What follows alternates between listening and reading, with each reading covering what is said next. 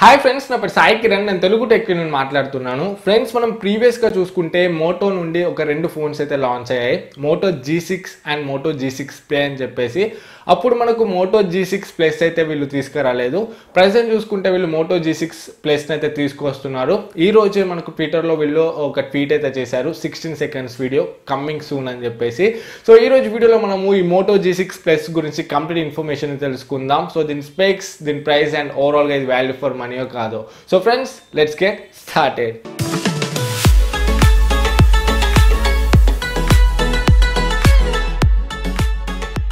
Friends, ఈ video start చేయకుండా ముందు ఒక చిన్న ఇన్సిడెంట్ అయితే మీతో షేర్ చేసుకోవాలి. నేను హానర్ ప్లే వీడియో పెట్టాను కదా, బడ్జెట్ గేమింగ్ ఫోన్ అని చెప్పేసి. దాని కింద ఒక 2-3 కమెంట్స్ అయితే వచ్చాయి. 21,000కి ఇది బడ్జెట్ ఫోన్ ఎలా అవుతుందని చెప్పేసి. కరెక్టే, 21,000 అంటే మనకు బడ్జెట్ ఫోన్ అయితే కాదు, బట్ 21,000లో ఆ స్పెక్స్ అయితే మనకు రావు. సో ఎక్సలెంట్ హార్డ్వేర్ ఉంది దాంట్లో. మనకు కిరిన్ 970 ప్రాసెసర్ ఉంది. 970 అంటే మనకు స్నాప్డ్రాగన్లో 800 సిరీస్ ఎలానో, కిరిన్లో 900 సిరీస్ అలా మనకు ఫ్లాగ్షిప్ సిరీస్ ఇవి. సో మనకు 970 ప్రాసెసర్ 21,000లో వస్తే కళ్ళు మూసుకొని తీసుకోవచ్చు. మనకి ఎక్స్ట్రీమ్ పర్ఫార్మెన్స్ ఉంటుంది అండ్ ఎక్స్ట్రీమ్ గేమింగ్ పర్ఫార్మెన్స్ ఉంటుంది. సో నేను ఆ పాయింట్ ఆఫ్ వ్యూలో చెప్పాను, నేను 21,000లో ఇది మనకు ఒక మంచి బడ్జెట్ గేమింగ్ ఫోన్ అవుతుందని చెప్పేసి. సో 40,000 పెట్టి ఎవరైతే కొనలేరో వాళ్ళకి ఇది బెస్ట్ అవుతుందని చెప్పాను. సో అయినా కూడా మనకైతే ఇది ఇండియాలో ఏ ప్రైస్లో తీసుకొస్తారో తెలియదు. సో నేను చైనీస్ ప్రైస్ని బేస్ చేసుకొని చెప్పాను. సో దీంట్లో మిమ్మల్ని మిస్లీడ్ చేయడానికి అయితే ఏం లేదు. 3 కామెంట్స్ చూసి నాకైతే కొంచెం బాధ అనిపించింది. సో అందుకే ఈ విషయం అయితే మీతో షేర్ చేస్తున్నాను. ఫ్రెండ్స్, ఇప్పుడు మనం మోటో G6 Plus గురించి చూద్దాం. ఫస్ట్ మనం దీని డిజైనింగ్ గురించి మాట్లాడుకున్నట్లయితే back side and front side రెండు కూడా మనకి గ్లాస్ బాడీతో వస్తుంది అండ్ అల్యూమినియం ఫ్రేమ్తోని. ఇది నాచ్ డిస్ప్లేతో అయితే రావట్లేదు, సేమ్ 18:9 ఆస్పెక్ట్ రేషియోతోనే వస్తుంది. సో డిజైనింగ్ అయితే మనకు చూడడానికి బాగానే ఉంది. అండ్ డిస్ప్లే గురించి మాట్లాడుకున్నట్లయితే దీంట్లో 5.9 ఇంచ్ FHD ప్లస్ డిస్ప్లేతో వస్తుంది. 18:9 ఆస్పెక్ట్ రేషియోతో 1080x2160 పిక్సెల్ రెజల్యూషన్తో 409 పిక్సెల్ పర్ ఇంచ్తోని. అండ్ ఇది కార్నింగ్ గొరిల్లా గ్లాస్ 3 ప్రొటెక్షన్తో వస్తుంది, ఫ్రంట్ అండ్ బ్యాక్ రెండు సైడ్స్ కూడా. సో ఓవరాల్గా డిస్ప్లే చూసుకుంటే మనకైతే బాగానే ఉంది. ఇది AMOLED డిస్ప్లే అయితే కాదు, IPS LCD panel. And next దీంట్లో హార్డ్వేర్ గురించి మాట్లాడుకున్నట్లయితే దీంట్లో స్నాప్డ్రాగన్ 630 ప్రాసెసర్ వస్తుంది. ఇది ఆక్టోకోర్ ప్రాసెసర్.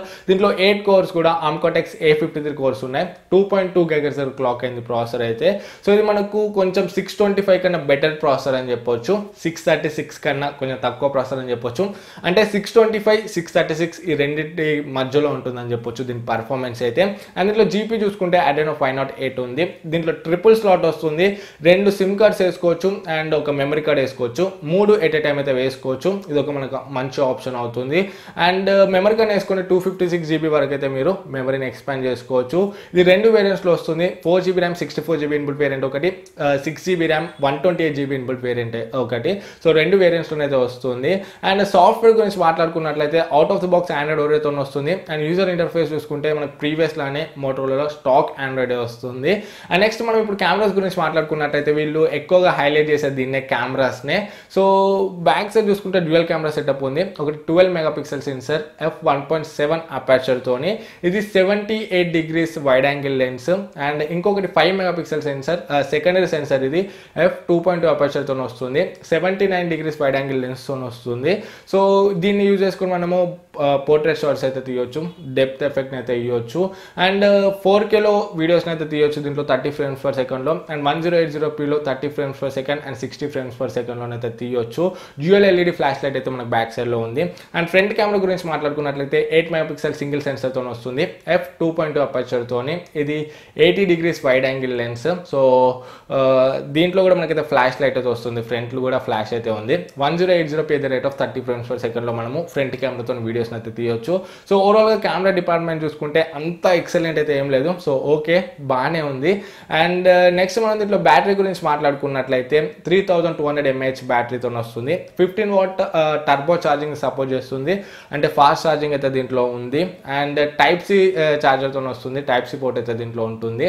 సో ఇది కూడా మనకైతే ఒక మంచి ఆప్షన్ అవుతుంది. అండ్ నెక్స్ట్ సెన్సర్స్ గురించి మాట్లాడుకున్నట్లయితే ఫ్రంట్ ఫింగర్ ప్రింట్ సెన్సర్ వస్తుంది మనకు, ఫేస్ అన్లాక్ కూడా దీంట్లో ఉంది.